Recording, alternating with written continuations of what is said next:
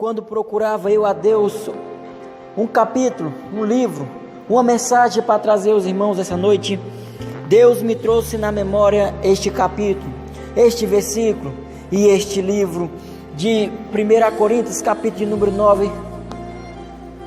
Então, quando Deus me traz na mente essa lembrança de um certo Paulo, um Paulo lá de Tarso, um Paulo que fundou para nós, que trouxe para nós este evangelho, o qual nós temos hoje.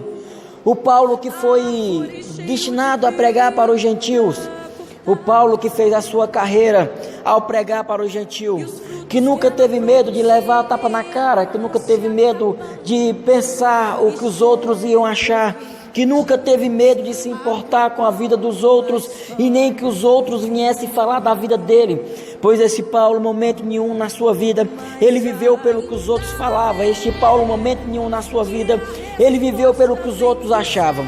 Ele sempre fez aquilo que era correto aos olhos de Deus. Ele então pouco se importou pelo que o povo ia falar da vida dele. Ele pouco se importou o que o povo ia falar da vida dele, pois ele não olhou para estas coisas, mas ele olhou para o alvo. O alvo é Cristo, e muitas vezes ele já disse isso em suas passagens. Portanto, é este Paulo que um dia, quando perseguia a igreja de Corinto, ou perseguia as igrejas para que matasse as igrejas, tinha carta em suas mãos, traziam cartas dos imperadores para que destruísse aquela igreja que surgiu naquele tempo. Esse mesmo Paulo que um dia, com cartas, vinha ao caminho de Damasco para que levasse o povo de Deus à morte, destruísse aquela religião que vinha nascendo. Este mesmo Paulo que, quando passa no caminho de Damasco, o Senhor já não aguentando mais ele, porque ele vinha defundando as igrejas, vinha fechando as portas das igrejas, todo mundo tinha medo dele, até Pedro, que era um dos confundadores das igrejas, temia Paulo, não batia de frente com o velho Paulo, não queria nem ver Paulo pela frente.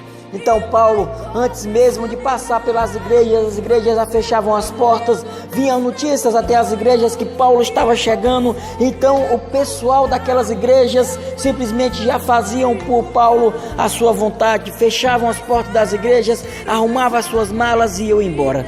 E esse mesmo Paulo que, estando no caminho de Damasco para perseguir a igreja, o Senhor brandou ele do alto dos céus e disse: Paulo, Paulo, por que me persegues? Paulo, já sabendo que era o Senhor, mas para fazer uma de desentendido, pergunta: quem és tu, Senhor? Porque Paulo perguntou: és tu, Senhor? Sendo que ele já sabia que era o próprio Jesus, porque ele ouviu a pregação de Estevão. Estevão dizia em suas pregações, quando era martirizado, quando estava sendo morto a pedradas, ele dizia: eis que eu vejo o céu aberto e o Senhor à direita do Deus Pai. E aquilo mexeu com o coração de Paulo. Então, quando Jesus branda Paulo no caminho de Damasco, ele já sabia que era Jesus ali. Mas porque ele pergunta, é a mesma coisa quando você vai falar: fulano vai na casa de ciclano, e você fala: é aquele ciclano? Você já sabia que era lá, mas só para confirmar. Quando Paulo pergunta: quem és tu, Senhor? Era só para confirmar aquilo que ele já sabia, que era lá o Senhor Jesus Cristo. Então ele, sem mais delongas, sem interrogar a Deus, caiu de joelhos e ficou cego, e ele já não abriu mais a sua boca.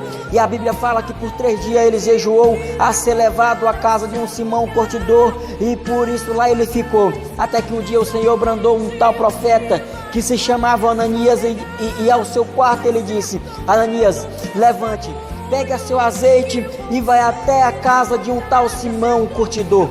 Lá tem um homem que você vai ungir. Simão, então pega ali o seu azeite e vai até a casa do Simão curtidor. Quando chega lá, Ananias vê o velho Paulo ali deleitado sobre os seus joelhos, orando, e ele pega aquela bacia de azeite, unge Paulo. Naquele momento, os olhos de Paulo, que estavam fechados, é aberto. E naquele mesmo momento, quando os olhos de Paulo é aberto, Paulo prega e vai cumprir o seu ministério. Quando ele sai na rua pregando quem era o Cristo, o verdadeiro Cristo, as pessoas olhavam para Paulo e chamavam de louco, porque até pouco tempo Paulo queria matar a igreja, até pouco tempo Paulo perseguia a igreja, até pouco tempo o povo fugia de Paulo porque Paulo era terrível, o povo fugia de Paulo porque ele era um baixinho danado. Agora ele está pregando o evangelho de Cristo Jesus.